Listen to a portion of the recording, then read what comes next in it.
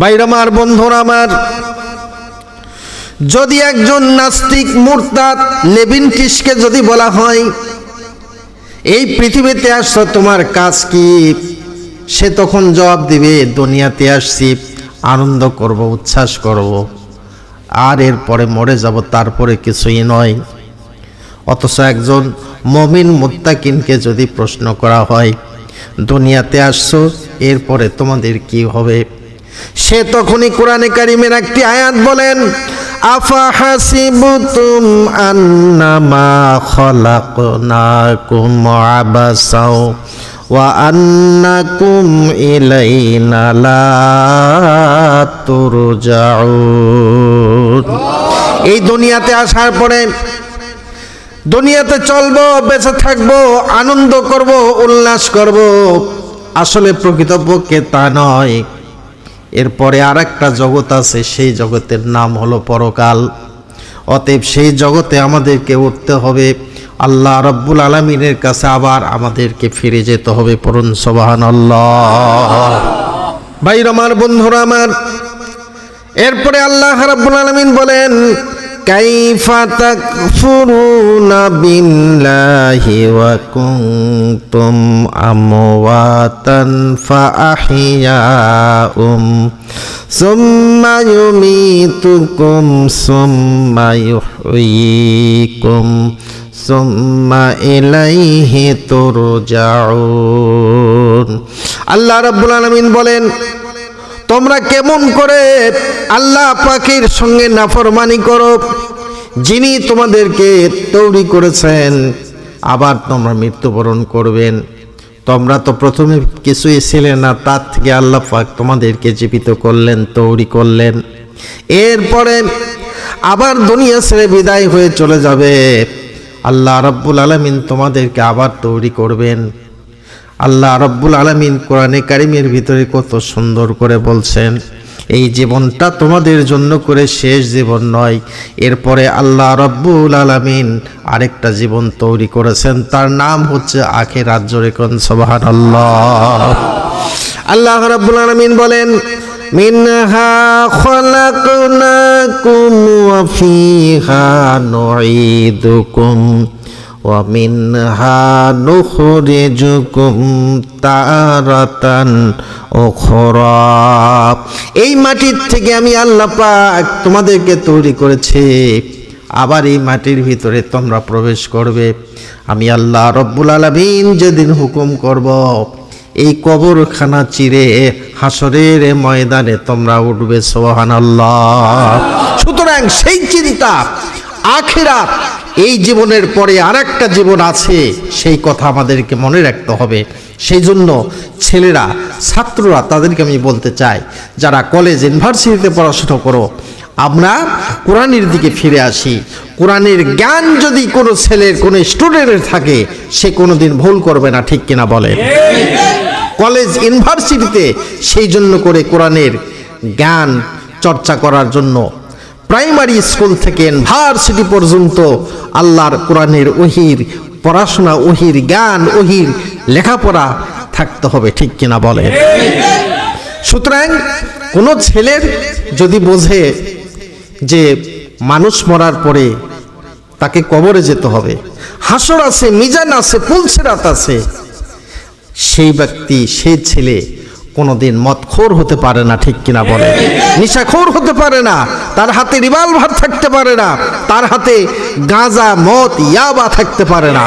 যদি একজন পূর্ণ আল্লাহওয়ালা বান্দা, তার মনে যদি হয়, সে যদি বোঝে আমি নামাজ পড়ি, কবরে যেতে হবে, হাসর হবে, মিজান হবে, পুলসিরাত হবে, সেই আল্লাহওয়ালা ব্যক্তির হাতে রিভলভার থাকবে না, শুধু থাকবে আল্লাহর তসবিহ, ঠিক কিনা বলে? এই জন্য আমার ভাইরা, আমার বন্ধুগণ, আল্লাহ রাব্বুল আলামিন তিনি আমাদেরকে দুনিয়ায় পাঠিয়েছেন, তার একটা মূল লক্ষ্য এবং উদ্দেশ্য আছে, সেটা হলো যে আল্লাহ পাক বলেন, ওয়ামা খালাকতুল জিন্না ওয়াল ইনসা ইল্লা লিয়াবুদুন। মানব আর জিন জাতিকে আমি আল্লাহ পাক একই উদ্দেশ্যে পাঠিয়েছি, তারা পৃথিবীতে আমার ইবাদত করবে, আমার দাসত্ব করবে, আমার গোলামি করবে। ঠিক কিনা বলে? সেই জন্য করে বলছি যে স্টুডেন্ট হলে, ছাত্র হলে ছাত্রর মতো হতে হবে। আখলাক, চরিত্র, ব্যবহার সব কিছু যেন ইসলামিক মাইন্ডের হয়। সেই জন্য আল্লাহ রসুল মুহাম্মদ রাসূলুল্লাহ সাল্লাল্লাহু আলাইহি ওয়াসাল্লাম বলেছেন, এবং আল্লাহ পাকের নির্দেশ, তোমরা কোরআনের দিকে আসো, কোরআনের দিকে ফিরো, তাহলে তোমরা আদর্শবান ছাত্র হতে পারবে। ঠিক কিনা বলো? ভাইরা আমার, বন্ধুরা আমার, আল্লাহ রাব্বুল আলামিন বলেন, ইয়া আইয়ুহান নাসু উবুদু রাব্বাকুমুল্লাযী খালাকাকুম ওয়াল্লাযীনা মিন ক্বাবলিকুম লাআল্লাকুম তাত্তাকুন। হে মানব জাতি, তোমরা সেই আল্লাহ পাকের ইবাদত করো যিনি তোমাদেরকে সৃষ্টি করেছেন এবং তোমাদের পূর্ববর্তীদেরকেও যিনি সৃষ্টি করেছেন। সেই আল্লাহ রব্বুল আলামিনের তোমরা ইবাদত করো, তার শুকরিয়া আদায় করো।